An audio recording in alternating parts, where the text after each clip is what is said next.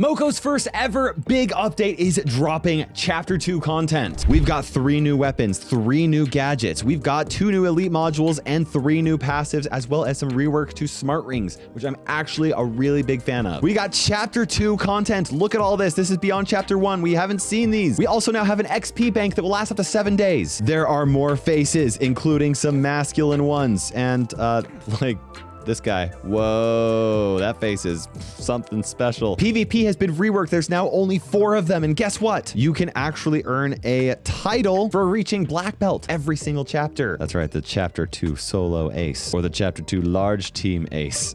Yeah, solo, duo, team of 4, team of 10. That's what these are now. That's pretty much all the PvP changes. But the maps will actually rotate every 7 hours, or not every 7 hours. It'll change every day. Oh, did I mention that the new max level for Chapter 2 is level 50 before you become an elite hunter? We're gonna start off by talking about weapons, starting with Singularity. This does area damage in front of you at close range, and every 6th attack when you hit enemies will remove 1.5 seconds from all gadgets that are in cooldown. It's a very simple one. Let's go ahead and see it in action. The cooldown decreases by 1.5 seconds, so that's really cool. And it decreases again, and we use this some more, and then it decreases. It does deal area damage in a round area, and everything around you will take damage when that 6th combo attack actually lands.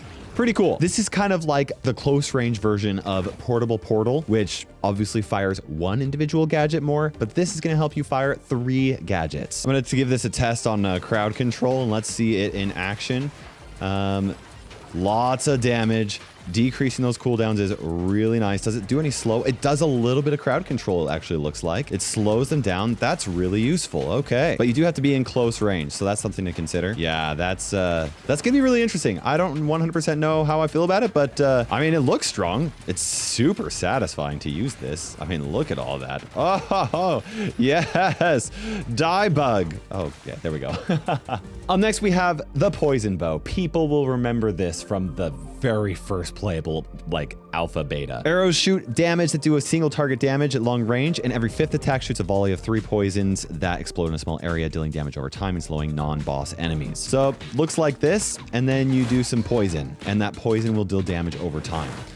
Now, it's usually a little bit better off against multiple enemies, especially really good crowd control, if I'm remembering from a year ago. I mean, that's what I'm pulling this information from. I'm gonna test that same dojo and use the major weapon ring, the major crit ring, and the major damage ring, and just see how this bow does without anything else equipped. First step is to gather a bunch of enemies, and we'll get around there and get to all the enemies eventually. Dude, look at that poison damage. It's just so satisfying. It's really good for crowd control and for doing a lot of damage as well. I probably should have brought like a heal thing or something like that, but it's okay. We're just testing this, showcasing it. The poison does stack, and it is very, very nice. Look at that. We'll get some distance. Okay. This is a good weapon. I'm really excited to see how this one ends up playing out. Up next, we have the Horn Bow. If you've played the previous, some special events, then you have experienced this. They were just play testing with a bunch of people, and so here's how this works out. It shoots 3 different attacks, just like that, and then it does a big burst attack. Now, you want to do the most damage by standing close to enemies like that, and ideally, you'll be attacking like this, so you can just do a ton of damage to a bunch of stuff behind it and stuff.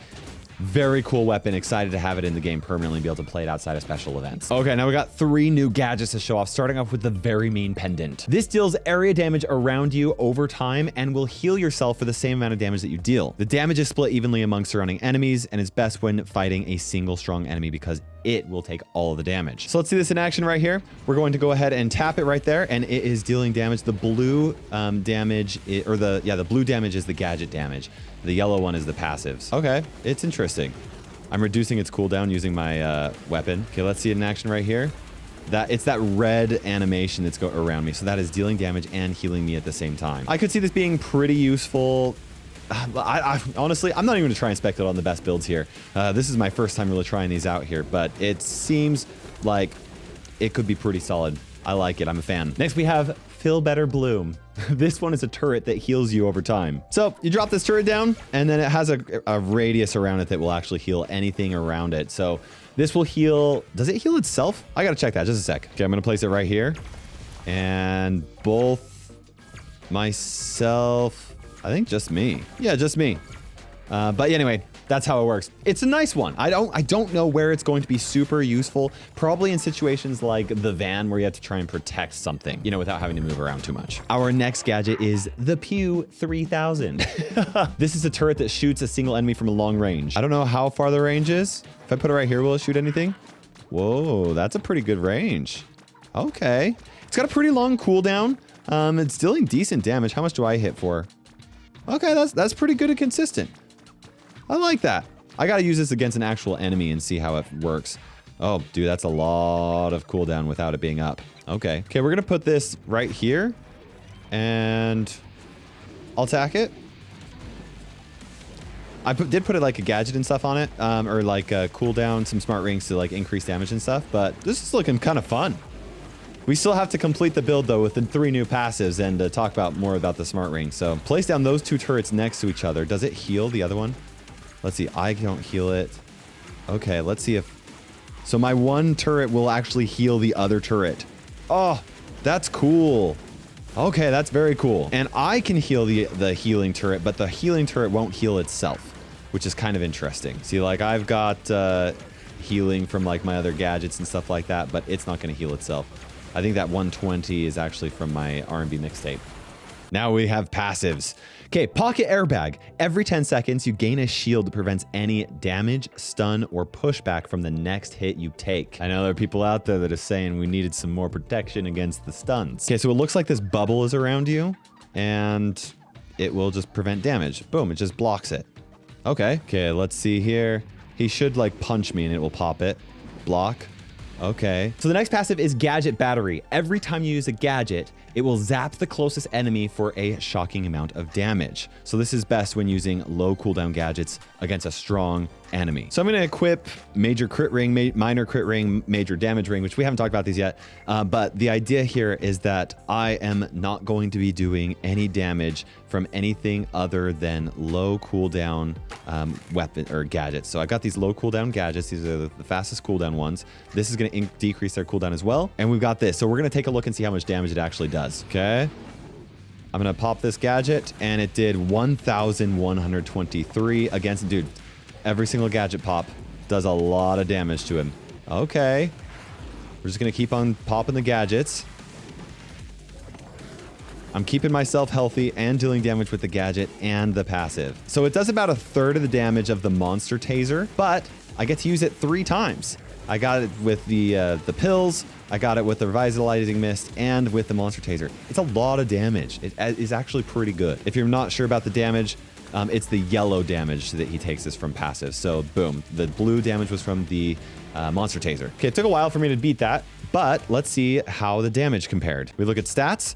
So 47% of it was singularity. Then we had monster taser. It was actually pretty close to the same as monster taser. So that's about how much damage it does. Very interesting. Yeah, about 1/4 of the damage was from Gadget Battery. Okay, up next we have Cactus Charm. Every time you get hit, you deal revenge damage back. Okay, so let's go here.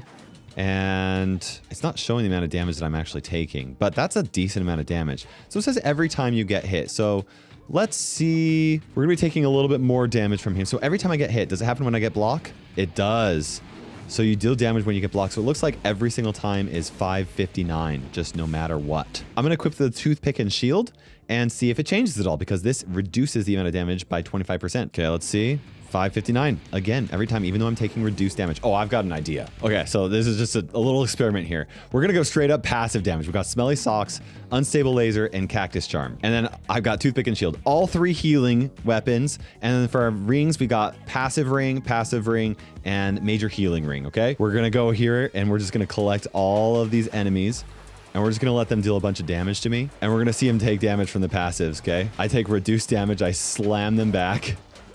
This is actually, I don't think I've ever seen so many yellow numbers in MOCO. That is like really satisfying. They're barely dealing any damage to me and I'm just dealing damage to them with passives. What an interesting passive. I don't know how, like what's going to come from this, but that's interesting. I got a chaos core. I'm actually healing up pretty nicely too. And then they just do damage to me. I'm not even attacking that one. So interesting. Okay, we're gonna look at the stats here. So 51% damage was Toothpick and Shield. The Smelly Socks actually outperformed the Cactus Charm, which is interesting. Smelly Socks is actually really good at dealing damage up close, but a lot of times you're not up close, so Cactus Charm might be better overall. I don't know, but it did more damage than the Unstable Laser. Granted, well, I don't know, Toothpick and Shield was hitting a lot of enemies, so Cactus Charm could be really good. Oh, I just upgraded my Major Executioner Ring.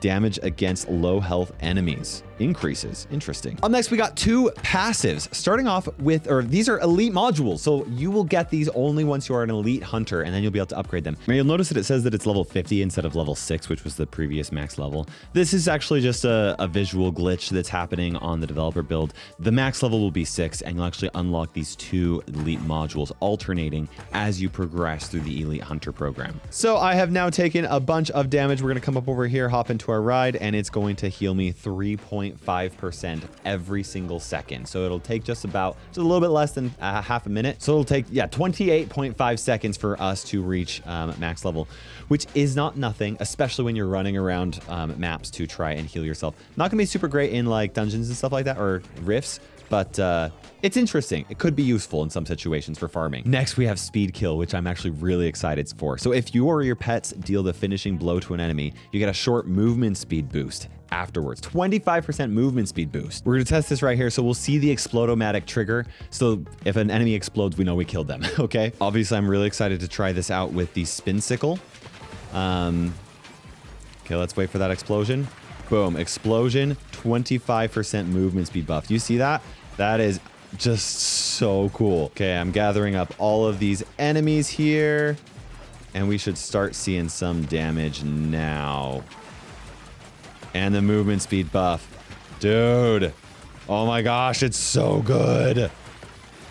Wow, that's really, really fun. That's gonna be great with the Speed Sickle. I'm super hyped. Next thing we need to talk about are the Smart Rings, and I'm so excited for these changes. They're so much better. So here's how this is gonna work. You have all these different Smart Rings, and these are the major ones. So Weapon Ring is going to be damage or weapon damage plus weapon critical chance. The Gadget Ring, the major Gadget Ring, is going to be the gadget damage, gadget critical chance. The major Passive Ring is going to be passive damage, passive critical chance. Now, along with all these 3 major ones, you also have minor ones, which will increase weapon damage, gadget damage, and passive damage, but it's going to boost the weapon damage by a little bit less than the major ring would, and instead will give you health. This is going to be very useful as an elite hunter where you really do need more health at the higher levels, but it still allows you to increase your damage. Let me show you my farming damage or on my main account at Elite Hunter 125 or whatever. This is what I'm farming with, okay? As Elite Hunter, I guess it's 124. This is what I am farming with, okay? I do have the weapon damage and both these weapon rings. I also have a vitality ring, and then I've got full-blown all healing. And I need that. I need that at Elite Hunter, this final world here, because the monsters hit you so hard. But with the rework to it, I can swap to these ones instead and still get a little bit of extra health. It's gonna be so much better, I think. Now let's go over these because some of them are a little bit different here. You have major weapon ring damage, gadget ring, you have the passive ring, and then you have healing ring, which increases your healing and heal crit, whereas this one does healing and health. Then you have major health ring, increases your health and healing received. That's not just the healing you do to yourself, but also the enemy or your teammates healing you as well. And minor health will increase your health and give you dodge chance. Now for the major pet ring, you got pet damage and pet crit, and then pet damage versus health. I believe that this health just increases your own health, doesn't actually increase your pet's health. You have the major pet health for that, which increases pet health and healing received. I believe for those pets, increases the health of your pets and all healing you and your pets received. Ah, wow. So that is actually both of you. And then you also have the pet health right here and the health. Slightly increases the health of you and your pets. Very cool. I like that. Major damage. This is a ring that just does damage for you and your pets. Major crit ring. You and your pets gain a chance to deal 3 times the damage on all attacks. This isn't mentioning passives or gadgets. It's just what you deal. In fact, let's test this here. Will the crit ring do crits for my gadgets? Let's see. We're going to use the major crit ring as well as the minor crit ring. So that's increased crit chance there. Okay, with the magic of the developer build, I increased my crit rings, or all my rings, up to power level 76. So this will give us a decent crit chance here. Okay, so first off, our test, we are testing to make sure that we get an exclamation mark. There was an exclamation mark next to that number, so it's working for our attack damage. Okay, now we want an exclamation mark next to one of these. There was an exclamation mark. It just increases crit overall. It does it for your gadgets, your passives, and your weapons. So it's just overall more damage. So that's a damage ring all across all of your stuff. The crit chance ring, or increases crit for all of your stuff. And then we finally have the executioner ring, which means that you deal additional damage to enemies that are below 20% health. That's a lot of extra damage, 81%, man. I need to see that happen, just a sec. Okay, we got a decent build up here for trying to make this work out. As soon as he gets below 20% health, then the damage should just ramp up. We're doing 45s right here, or 415s, I mean. And the damage should go increase to 9. Okay, yeah. We just like lasered him down so fast after he below 20%. That's gonna be an interesting ring. Between all these different rings and the 2 new elite modules, I think it's gonna be a lot more worth it for you to actually become an elite hunter and get all of your gear leveled up. And I just think that this is a much better execution here, because then you can really balance out your character with some more health, especially because once you reach elite hunter, your health doesn't actually increase anymore. It looks like new max health at level 50 before Elite Hunter is 17,400. That is not everything coming in this update. Okay, we got some more things to talk about. If you have not completed your chapter 1 content, then good news. Chapter 1 is going to be a lot smoother for new players. It'll be easier to progress and get to the chapter 2 content. Also, some changes are happening to battle XP, okay? So battle XP is kind of confusing beforehand. You had 60,000 XP that you could use, but you started at 4 times, went down to 3 times XP multiplier, then 2 times, and then 1 times. And also, if you didn't use the XP for any single day, you ran out of that XP forever and you would fall behind. These 2 things are actually changing in a very good way, okay? You will still get 60,000 XP every day, but 20,000 of it will actually be boosted by 3 times. Honestly, I haven't done the numbers yet. I don't know if this means that you'll burn through your boosted XP faster or slower or whatever. I think that it means that you will have less boosted XP overall, but I don't know, because it's different. Some of it was 4 times, some of it was 2 times. Now it's all just 3 times. If somebody wants to do the math, cool. Sorry, I don't have time to do that right now. But you will now have an XP bank. And what that XP bank means is that you can store up to 7 days worth of XP before you will actually start missing out on XP. You could grind out all of it on one day and then chill until the next weekend when you have time to play again. And every single day, 20,000 of that XP will be added to a boosted XP bank, okay? You can store up to 140,000 boosted XP at a time. And once you're out of it, you start burning through your regular XP. And you can store up to 420,000 total XP. Again, 7 days worth of XP stored up, which is, I think, just awesome. Again, there's going to be a ton of new content beyond chapter 1. Okay, here's chapter 1 content. Now here's chapter 2 content. I actually don't think that it will show this, all of this stuff right here, the chapter 1 Elite Hunter stuff. I could be wrong. Maybe. I don't know. But yeah, there will be chapter 2 content that I'm actually not able to show you in this video right here. Not just worlds, there's also going to be rifts, chapter 2 rifts. That's right, tons of it. Look at all that. You're gonna have chapter 2 dojos as well as chapter 2 verses. I don't think there's chapter 2 verses. Maybe there's more verses maps. I don't actually know that yet. I am actually not planning on showing you all of the new chapter 2 maps, monsters, all the rifts into the dojos and stuff like that. There will be some content creators who do cover it. Also, that's not all. There's gonna be a whole lot of other small improvements and balance changes. I may or may not share that in the future video. I kind of have to limit how many MOCO videos I'm releasing, unfortunately, just because the game isn't like fully launched yet. I kind of have to pick and choose which videos I want to release for MOCO, and I'm gonna want to play through a lot of this. So I want to show you guys the new weapons and stuff like that. So I want to know what you guys are most excited for in this update. Let me know in the comment section below. And if you want me to release more MOCO content, there's something easy you can do, and that is to watch every one of my MOCO videos, like the videos, comment on the videos. I am in love with this game, and the amount of content that I'm able to release is limited because of the interest just hasn't grown yet. That's not a big problem. It's mostly just because the game isn't fully launched yet, and Supercell doesn't seem to be trying to push advertising it yet until the game is ready for a global audience, which they'll get there. We just need to take some time, and I need to be patient. So watch my MOCO videos, share it if you feel like you want to. I don't know. This is probably the only one worth sharing because it's new update content. And make sure you subscribe and turn on that notification bell so you do not miss my MOCO videos. Thank you so much for watching. We'll see you guys in the next video. I'm so excited.